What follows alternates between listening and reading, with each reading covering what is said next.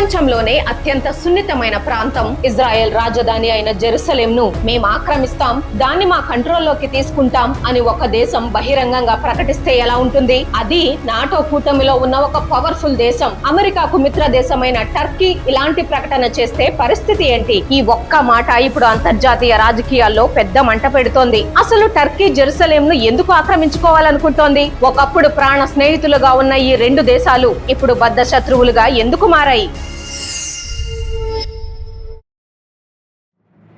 కొద్ది రోజుల క్రితం టర్కీ హోంమంత్రి ముస్తఫా ఒక సంచలన వ్యాఖ్య చేశారు. డమాస్కస్, అలెప్పోలను మనం ఎలాగైతే విముక్తి చేశామో, దేవుడి దయ వల్ల ఒక రోజు జెరూసలేం కు కూడా విముక్తి కలిగిస్తాం, దాన్ని మళ్లీ టర్కీ ఆధీనంలోకి తీసుకుంటాం అని ఆయన అన్నాడు. Halep'in, Karabağ'ın özgürlüğünü gördüğümüz gibi inşallah bir gün Kudüs'ün de özgürlüğünü göreceğiz. ఈ మాట వినగానే ఇజ్రాయెల్ ఊరుకుంటుందా? ఇజ్రాయెల్ విదేశాంగ శాఖ వెంటనే గట్టి కౌంటర్ ఇచ్చింది. కాఫీ తాగి నిద్రలేవండి, ఆ అవినీతి పరులైన ఓట్టోమన్ సామ్రాజ్యం ఎప్పుడో మట్టి కొట్టుకుపోయింది, జెరూసలేం ఎప్పటికీ ఇజ్రాయెల్ శాశ్వత రాజధానిగానే ఉంటుంది అని తేల్చి చెప్పింది. అసలు ఈ ఇద్దరి మధ్య ఈ మాటల యుద్ధం ఏంటి? టర్కీకి జెరూసలేం కు ఉన్న సంబంధం ఏంటి? ఇది అర్థం కావాలంటే మనం కొంచెం వెనక్కి, అంటే చరిత్రలోకి వెళ్ళాలి. జెరూసలేం అనగానే మనకు ముందుగా గుర్తొచ్చేది అటు యూదులు, ఇటు ముస్లింలు, అలాగే క్రిస్టియన్లకు అదొక అత్యంత పవిత్రమైన స్థలం. కానీ మీకు తెలుసా, 1517 నుండి 1917 వరకు, అంటే దాదాపు 400 సంవత్సరాల పాటు జెరూసలేం నగరం టర్కీకి చెందిన ఒట్టోమన్ సామ్రాజ్యం చేతిలోనే ఉండేది. మొదటి ప్రపంచ యుద్ధం సమయంలో 1917లో బ్రిటిష్ వాళ్లు దాన్ని ఆక్రమించే వరకు వాళ్లదే రాజ్యం. ఆ తర్వాత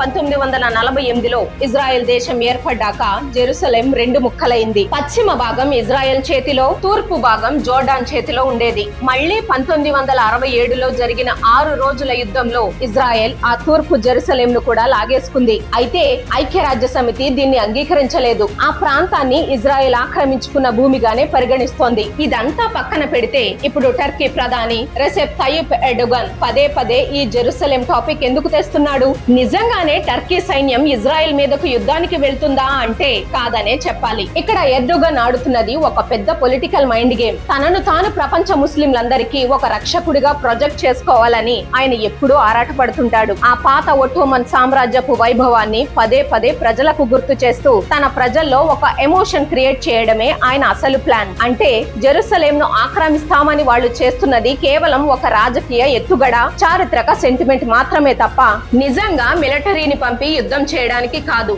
ఇక్కడ ఇంకో ఇంట్రెస్టింగ్ ట్విస్ట్ ఏంటో తెలుసా? ఇజ్రాయెల్, టర్కీ ఈ రెండు దేశాలు కూడా అమెరికాకు అత్యంత ముఖ్యమైన మిత్ర దేశాలే. టర్కీ అయితే నాటో కూటమిలో అమెరికా తర్వాత రెండవ అతిపెద్ద మిలిటరీ పవర్. ఇంకో ఆశ్చర్యకరమైన విషయం ఏంటంటే 1949లో ఇజ్రాయెల్ ను ఒక దేశంగా గుర్తించిన మొట్టమొదటి ముస్లిం దేశం టర్కీనే.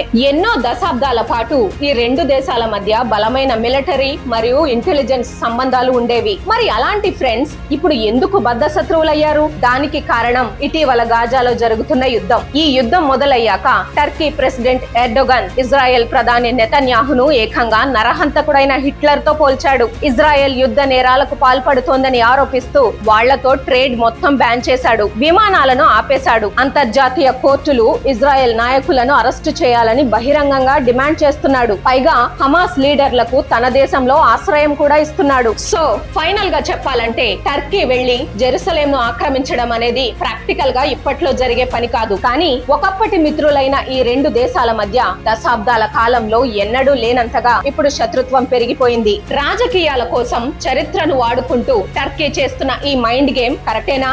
ఎర్డోగన్ కేవలం తన పాలిటిక్స్ కోసం ఇలా చేస్తున్నాడా, లేక నిజంగానే పాలస్తీనా ప్రజల కోసం పోరాడుతున్నాడా? ఈ విషయంపై మీ అభిప్రాయాన్ని కింద కామెంట్స్ లో ఖచ్చితంగా చెప్పండి. ఈ డీటెయిల్డ్ అనాలిసిస్ మీకు నచ్చితే వీడియోను లైక్ చేసి షేర్ చేయండి.